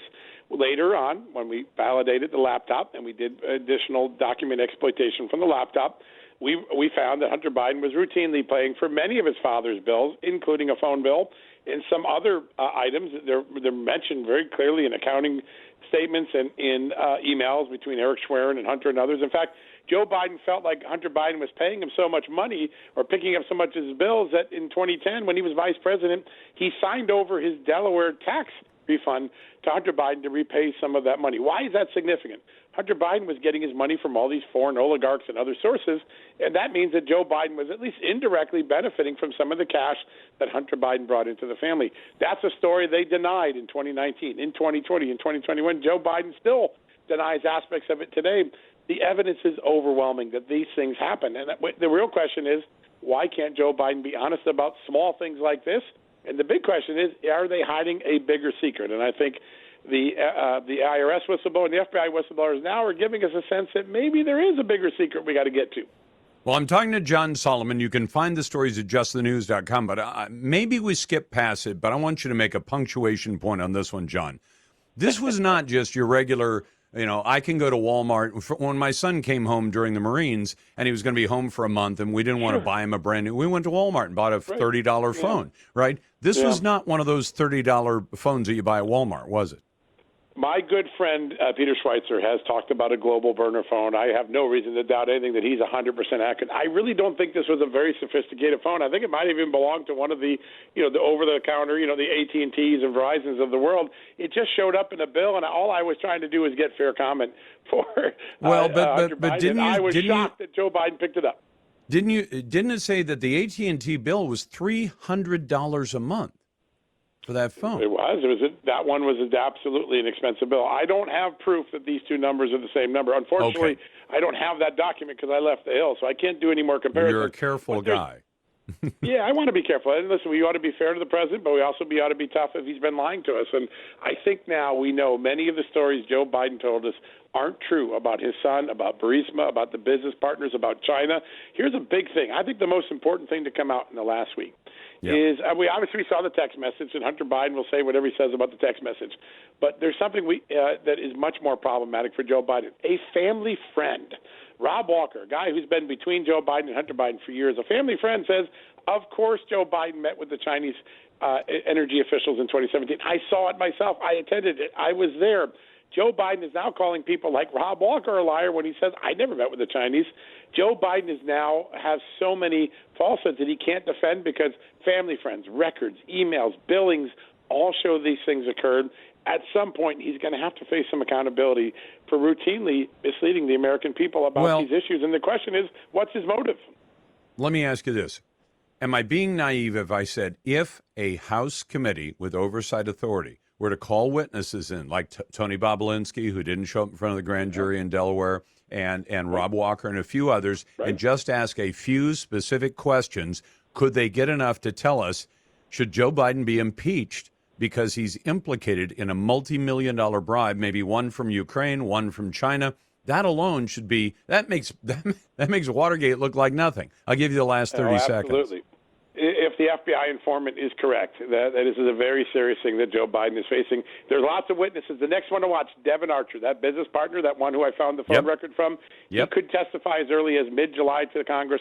He knows everything that went on between Joe and Hunter Biden from 13 to 16. I think he could be the most important witness this summer sees. And then maybe we get an impeachment. I realize we get the crazy prize of Kamala Harris as the consolation prize if we get rid of Joe. But I almost think, I wish Kamala Harris on the Democrat Party. She is going to be as big a disaster for the Democrat Party as she is for anything else. And the best way, I don't know, sunlight's a great disinfectant. Put her in the top job and see how long it takes the Congress to say, nope, she needs to go as well. That's John Solomon. You can find his stories at justthenews.com, and you can always find me right here at The Lars Larson Show. So be sure to tell Alexa to play The Lars Larson Show. Welcome back to the Lars Larson Show, and welcome to a day on which the U.S. Supreme Court has made some great decisions, except one more is still hanging fire until tomorrow, and we'll be talking about that as well. First, welcome to the program, and glad to have you on board. It's Conspiracy Theory Thursday, and I'm sure that some of you can come up with some great conspiracies to explain some of the decisions coming out of the U.S. Supreme Court. But in general, I'm very, very happy with what they've decided, and we're going to spend some time talking about that. But if you want to jump in to the best conversation in talk journalism, it happens right here every weekday at 866-HEY-LARS. And if you're a naysayer, we put you right to the head of the line at 866-439-5277. Send your emails to talk@larslarson.com. And a little bit later on this hour, I'm going to talk about the best of those decisions. I mean, if you can rank Supreme Court decisions that way, and I would, but they've made a decision to end the open race-based discrimination against Asian Americans in both private and public universities in America. And that is a great piece of news to come out of the U.S. Supreme Court. And I'll have some thoughts on that as well, but we'll get to that just a little bit later. But there are two other decisions, one of them that they made today, and it has to do with religious freedom. Let me get to that in just a moment. But I want to talk about the student loan decision that's going to come down tomorrow. We had kind of expected it today. The U.S. Supreme Court, I mean, technically, the court is never on vacation, but the court typically likes to take July and August, and they disappear from Washington, D.C. The place, after all, was a swamp until we made it our U.S. capital. And it's not a pleasant place to spend July and August. Believe me, I've been there in July. I've been there in August. It's not any fun. And say, thank goodness for all the air conditioning that's available. But the Supreme Court likes to take off, so we very much expect that tomorrow, within the next 24 hours, the U.S. Supreme Court will rule on Joe Biden's absolutely outrageous decision to try to give away $400 billion of your taxpayer money. Now, I know that some of you are affected by this. You would be the recipients of that graft because the Biden crime family engages in graft. I guess they figure, why not buy some votes? And that's exactly what Joe Biden and his administration are trying to do. Because Joe, as a candidate, made a promise that was a check he couldn't actually write. And the check was to pay off $400 billion worth of student loans. Now, if you say, well, Lars, are there that many student loans in America? Oh, there are far more than that. I think the current estimate is $1.7 trillion, about 4 times as much as Joe Biden is promising to pay off. But what he's promised is that if you have student loans, he will pay off up to $20,000 of those loans per individual. So if you have a married couple, he may be paying off $40,000 of debt that you agreed to take on. You got the education from it, and now you, in some cases, want somebody else to pay it off. I'm sure that all of us would love to have somebody, some rich Dutch uncle, come into our lives and say, hey, you know that big debt you ran up for that foolish degree you got from the university? I'm going to pay it off for you. Yeah, if it's a gift from a family member or a friend, fine. If it is stolen from the American taxpayers, and here's how Joe Biden had planned to steal it from the taxpayers. There's something called the HEROES Act. It was passed in the time immediately following the terrorist attacks of 9/11. And what the Congress did, was they passed a law. They knew that a lot of young men and women were in the military. They were first responders. They were the heroes after the terrorist attacks on America on 9/11. And they said, we should make sure that these young men and women do not end up with this massive debt hanging over their heads and they're unable to make the payments because we've sent them to Iraq or Afghanistan or some other foreign place. They've been called up for military service. They may be families adversely affected by the injuries and the deaths suffered in the terrorist attack, and they decided to reward those heroes by helping them out. What they didn't intend was that Joe Biden would say, hey, you went out and got a college degree. And it turns out that your only job that comes from that college degree, because it was in something simple like beetle tracking or button sorting or underwater basket weaving, and all you can do is pour coffee at Starbucks or some other coffee outfit, I'll pay off some of your student debt for you. He doesn't have the legal authority to do it.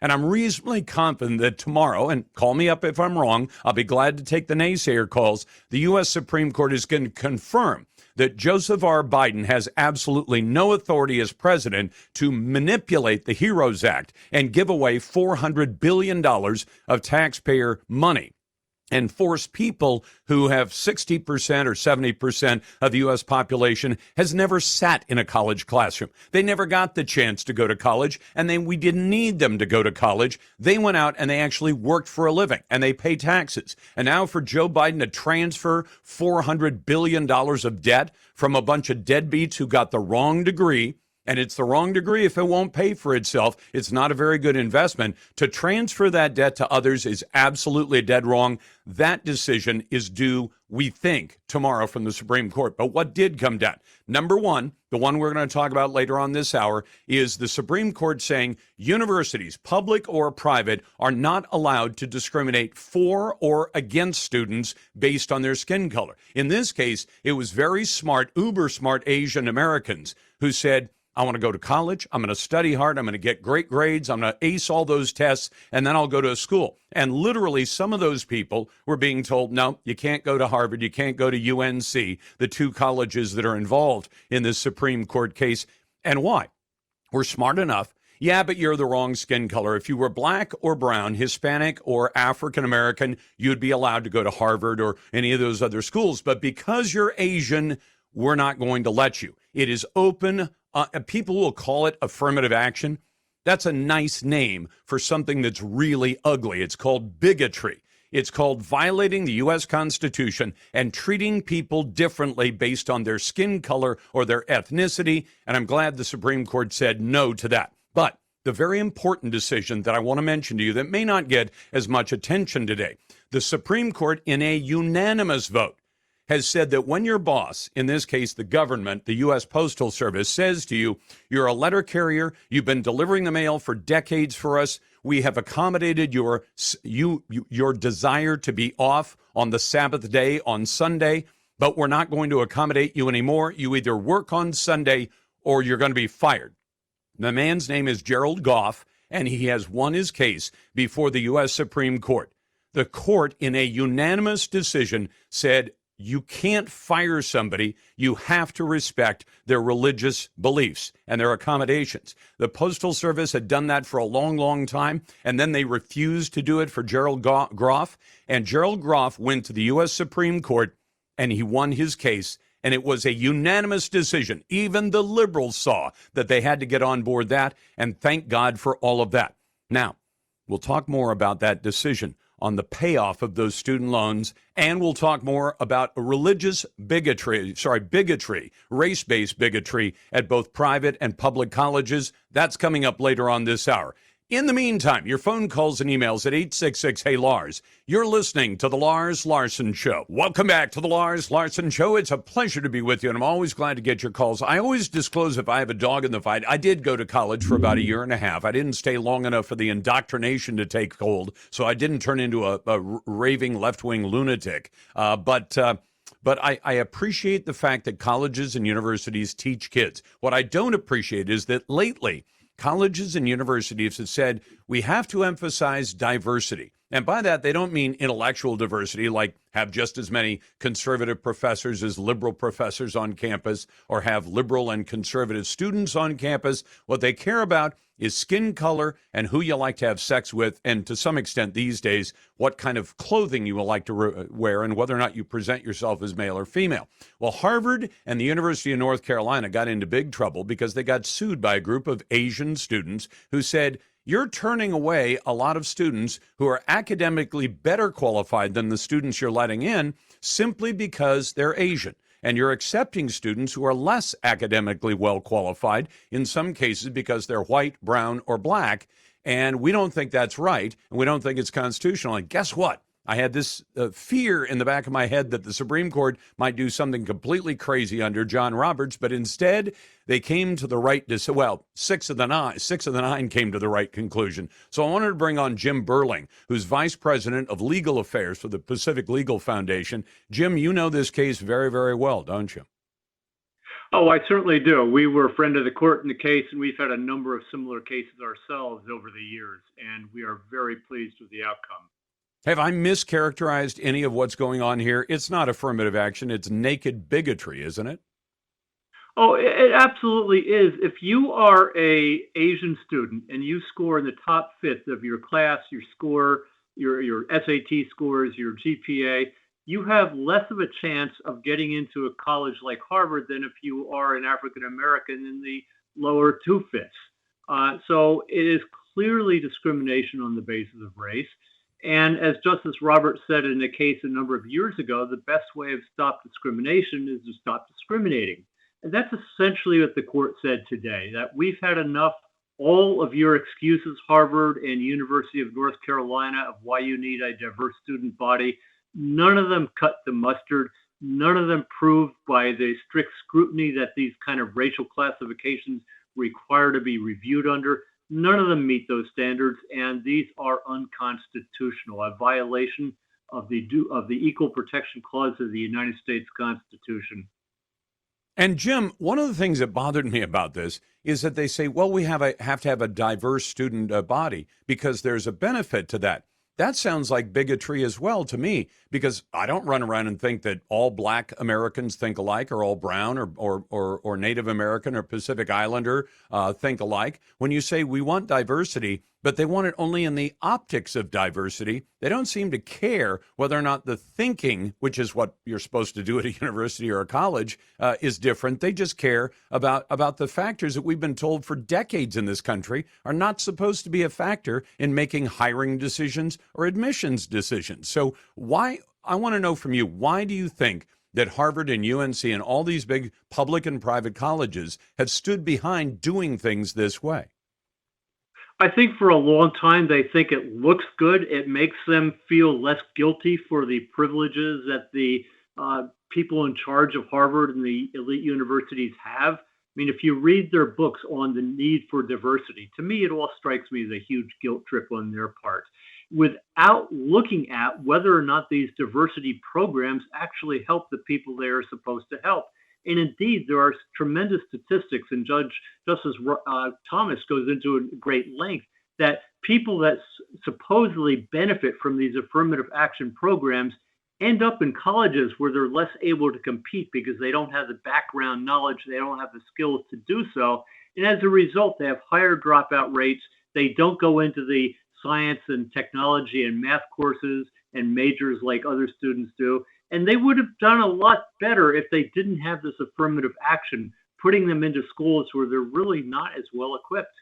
Now, I want to ask you this. Anticipate going forward. I think we've already seen Harvard has already had a response to this, talking about how important they think diversity is. It sounds as though at least Harvard and perhaps the public universities as well are planning to try to find a workaround to get around the law of the land, the U.S. Supreme Court. Do you think I'm right in anticipating that that's what they're planning to do?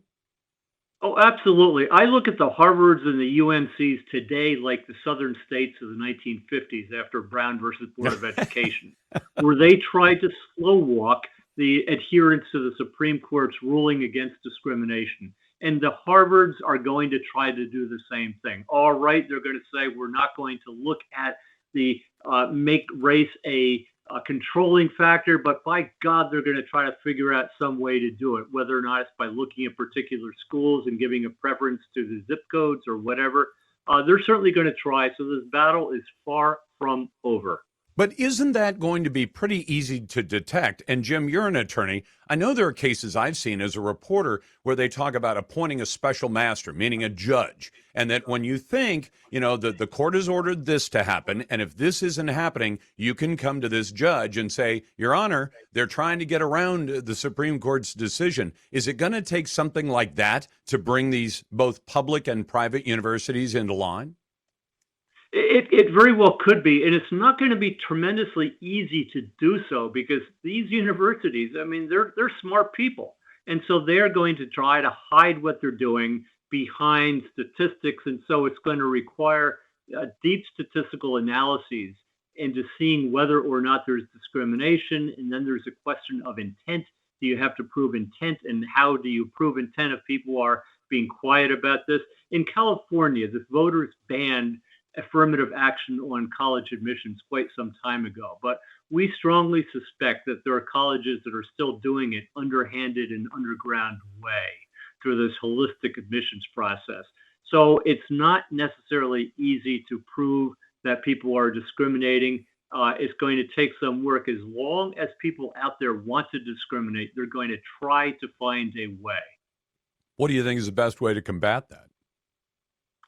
I think opening it up to the public, requiring universities to open their admission processes up so we can see exactly what's going on behind the curtain, and to really do what Justice Thomas does, call out discrimination as being a bad thing. It is not right. You should not feel good about discriminating on the basis of race, period. And people should be called out for doing that, and it should no longer be morally acceptable.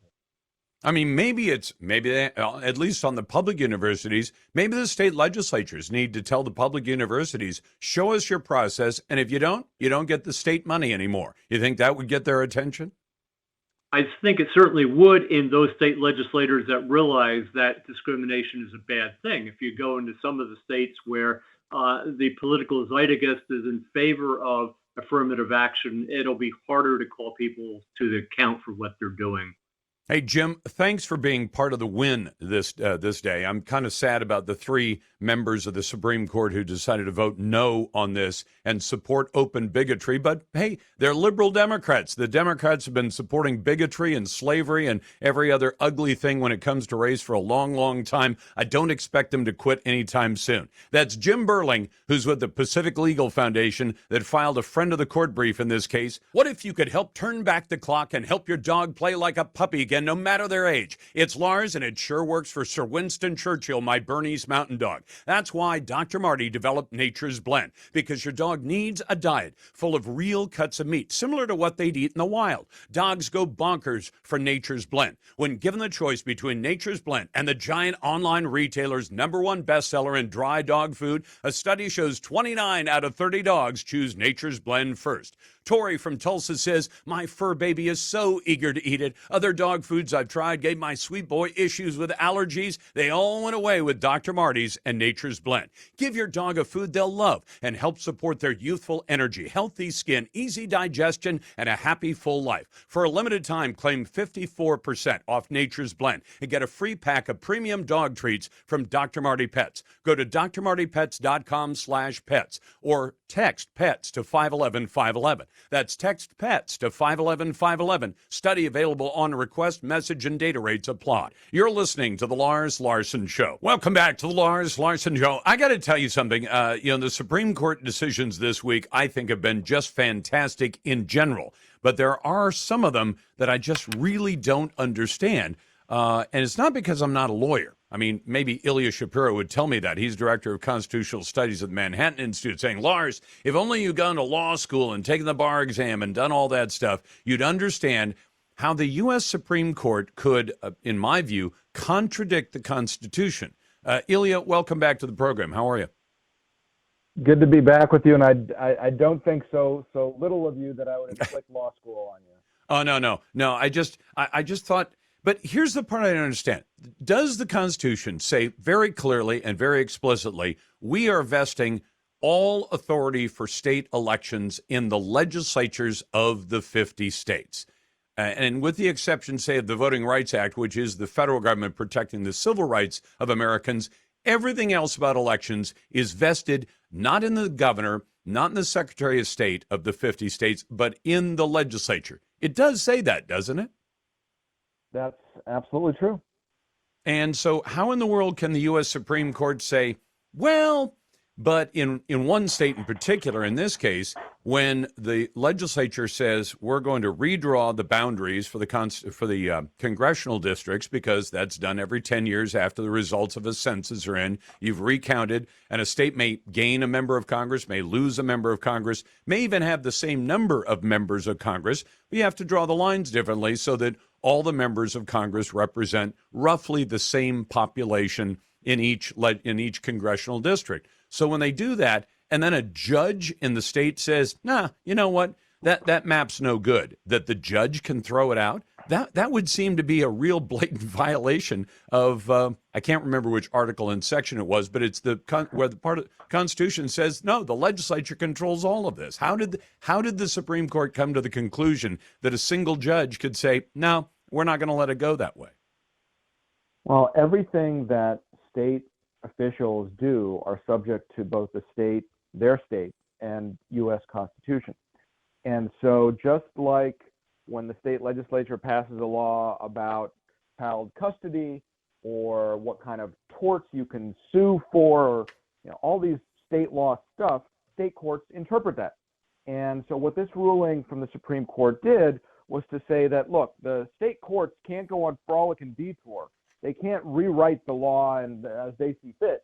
But the legislature's actions in this area, like others, is subject to ordinary judicial review. Now, unfortunately and frustratingly, the U.S. Supreme Court did not set out a standard for when state courts or state Supreme Courts go too far, cross the line from ordinary judicial review to something else. And that's too bad, because we're going to have a lot more litigation over it. But I think it's nothing strange to say that legislatures don't just get carte blanche, but then neither do state courts.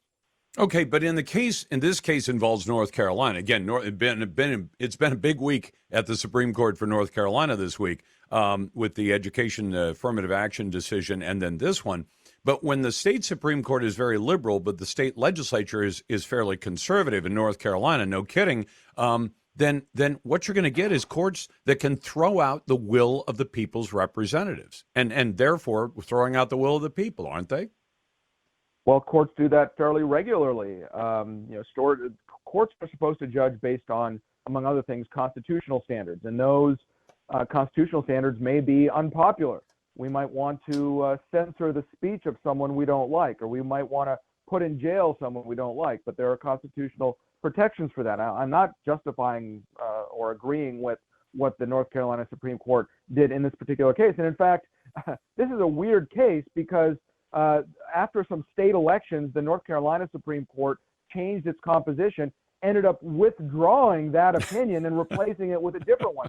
So really what should have gone on in this case is that it should have just been moot. The U.S. Supreme Court should have said, never mind, there's nothing to adjudicate here. We're not making any decision whatsoever. So it was very kind of head-scratching that they decided to decide it and then didn't give a further standard. So, a lot of weird stuff going on here. But as I said, this is really, and I put this on my Substack, Shapiro's Gavel, this is really a middle-of-the-road decision, kind of a punt. Neither the position that the legislature can do whatever it wants, nor the position that state courts can do whatever they want. Neither of those positions won out. Instead, election regulation by the state legislature is subject to the same principle of judicial review as any other kind of regulation by the state legislature.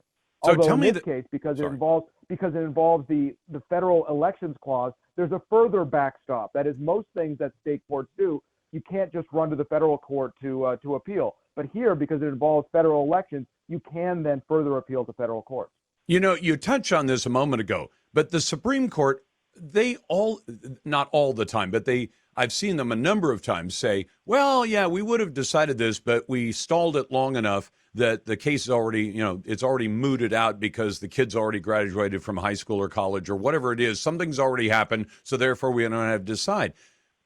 What do you think of the fact that the Supreme Court does that? In many cases, they look for, in my mind, excuses not to decide cases. And then in this case, even though it's already been mooted, they say, no, we really wanted to decide that one, so we're going to decide it. Should they have that kind of latitude? Well, their final, not as Justice Jackson used, not the current Justice Jackson, but Robert Jackson used to say, the court's not final because it's infallible. It's infallible because it's final. So, there is no super duper court to review it. But you're right. There is inconsistency in its mootness jurisprudence. There's even more inconsistency in its standing jurisprudence. I really can't figure that out. They find standing when they want. They don't find standing when they don't want. And that's very, very confused. But well, you're right. In fact, it's hard. Some of these procedural things are very hard to figure out. Well, Elia, there was a danger that on the affirmative action decision, the one involving UNC and Harvard, the court could have come out and said, well, you folks don't have standing, so your case is out the window anyway. Couldn't they? It's possible, and they did. John Roberts, in his very tight 40 pages, which is considered short, especially for a big issue like this. Oh, my God. 237 pages in total, which I haven't read all of them, but I'll admit that. But the majority opinion is only 40 pages. He did spend 5 or 6 of them on standing, and actually nobody really disputed standing, and the Harvard and UNC kind of threw in perfunctory opposition to it, but the dissenting justices did not make a big deal out of the standing issue. But you're right, that was one of the issues here. I don't think the court would have taken this case if there were serious doubts about standing. All right, so how does this change things going forward now that the court has said, hey, North Carolina. Yep. Your legislature, the people's representatives say one thing, a very small Supreme Court says something else, 7 members, and they get to overrule you. How does this affect things going forward? Still the same amount of uncertainty. It really preserves the status quo ante. That is, we don't have a ruling one way or another. I wish the Supreme Court had decided. This came out of Pennsylvania, for example, after the last presidential election, not the number of votes in dispute over how to count late arriving mailed ballots that weren't signed properly. This was the issue. The number of ballots in dispute was less than the margin between Biden and Trump. So it provided the perfect avenue for the court to figure it out, but they didn't. And so this question of exactly what is the standard, how do you know when the state Supreme Court in an election case, goes too far in redoing whatever the legislature does, such that it becomes a federal constitutional problem? We don't know. This is kind of a boon to election lawyers, both on the plaintiff and defense side. See, from my point of view, if the law says you have to sign your ballot and you didn't sign your ballot, it ain't a ballot. But that's why I didn't go to law school. So, Ilya, thank you very much. I appreciate your time, sir. My pleasure. Take care. That is Ilya Shapiro, Director of Constitutional Studies at the Manhattan Institute, and also on Shapiro's Gavel. We'll be back in a moment. You're listening to The Lars Larson Show and the Radio Northwest Network. Welcome back to The Lars Larson Show. And yes, the U.S. Supreme Court has hit it out of the park with a decision that, as I've said, sounds like common sense to most of us. Can a college, whether it's private or public, and this court case involved one of each, UNC, University of North Carolina, and Harvard University, the oldest private university in the United States of America. And what had they been doing?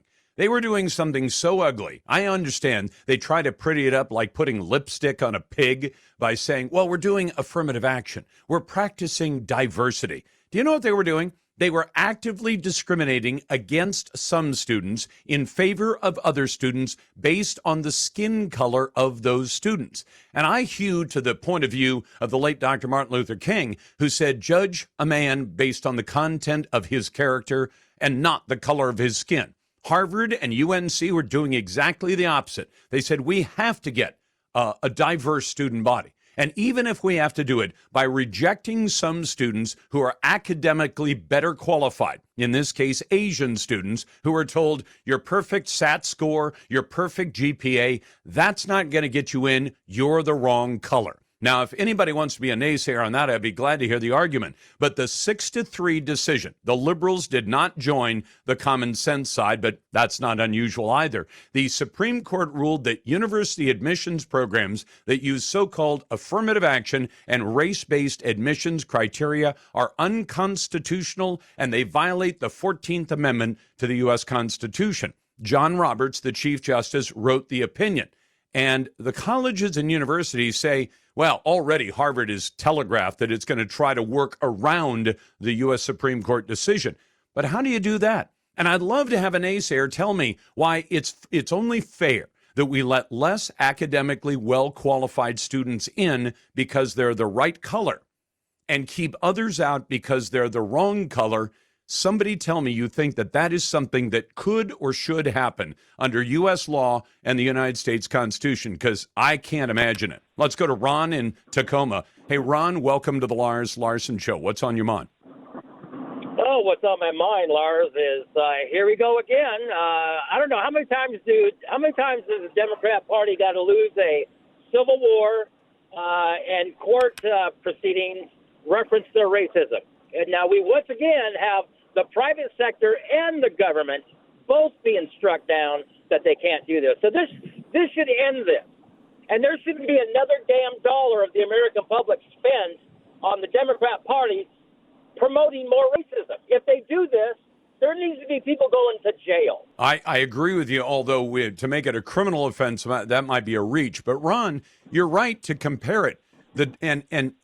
I'm sure you've heard the same argument I've heard, and that is, well, yeah, the Democrats used to be the racists, and the Republicans were the ones who stood with the union side of the argument, kept the country together, the Emancipation Proclamation, ending slavery, that used to be the Republicans, but then there's this crazy Democrat theory that somehow the two parties switched places over the last 170 years, and now all of a sudden it's the Republicans who are the racists and it's the Democrats who aren't. But you're right, the Democrats keep fighting for racism. I mean, after all, you've got a president in office who's a racist. And how do we know that Joe Biden is a blatant, out-and-out, bigoted racist? Because his vice president said so on a debate stage. And because of his actions over the last 50 years in government, Joe Biden is a blatant racist. His vice president has called him out on that, although she doesn't talk about it now because she's got this sweet job where she doesn't have to actually do anything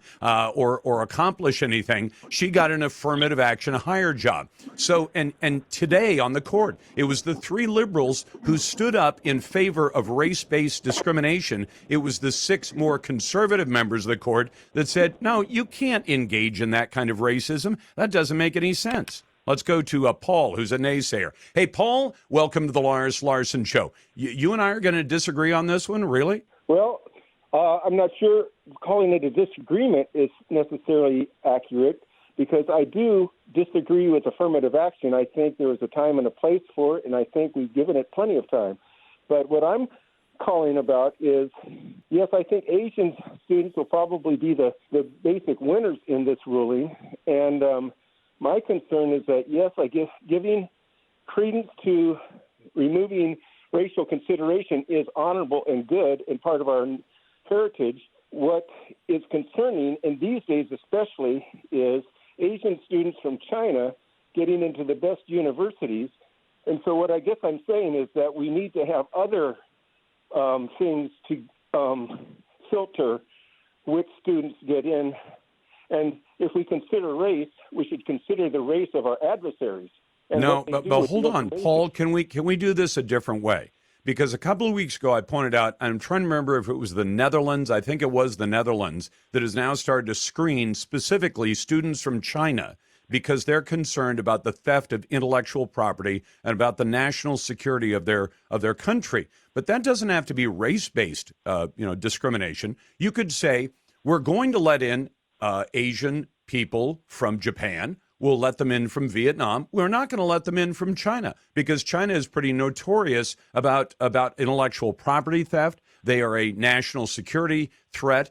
But saying we're not going to let people in who are Chinese nationals is not race-based discrimination. There are dozens of Asian countries. India is officially in Asia. So you could say we're not going to discriminate based on that. We're going to discriminate based on, are you a citizen of the United States? Most of the students we're talking about in the Harvard case are Asian Americans. I don't like hyphenating our identity. I don't call myself a Swedish American, even though I've got Swede in my background. I don't call myself a British American because my mom's side of the family was from Great Britain. I don't say I'm Taiwanese American because I was born in Taiwan. I'm an American. But if to describe this problem, we're describing these students that want to go to Harvard, for the most part, are not from foreign countries, and they weren't being discriminated against because of their foreign origin, which I would have no problem discriminating based on. We're not going to let people in from China who are going to steal intellectual property, and many of them do, and take it back to China. But Asian Americans, that's, to say you can't get in, even though your test scores, your GPA, your SAT score, all those other measures of how well prepared you are academically, would you think there'd ever be a time where you'd say it's okay to say, keep that kid out? He may be smart enough for Harvard, but he's the wrong color. Do you think that was ever right? No, and I'm not really saying that. Maybe I didn't articulate it as clearly as you did, but basically I'm saying I feel like we need to have filters and brakes on those who come from adversarial countries, Agreed. I.e. China. And I agree. I don't think any American citizen, regardless of their heritage, should be restricted. I think that should be based on merit. And so I agree with the decision. I just think we have to take into consideration also the concerns about Chinese infiltration, spying, intellectual theft, and all of that. And that's my whole point. And you know what, Paul? On that, I totally agree with you. Back in just a moment, you're listening to The Lars Larson Show.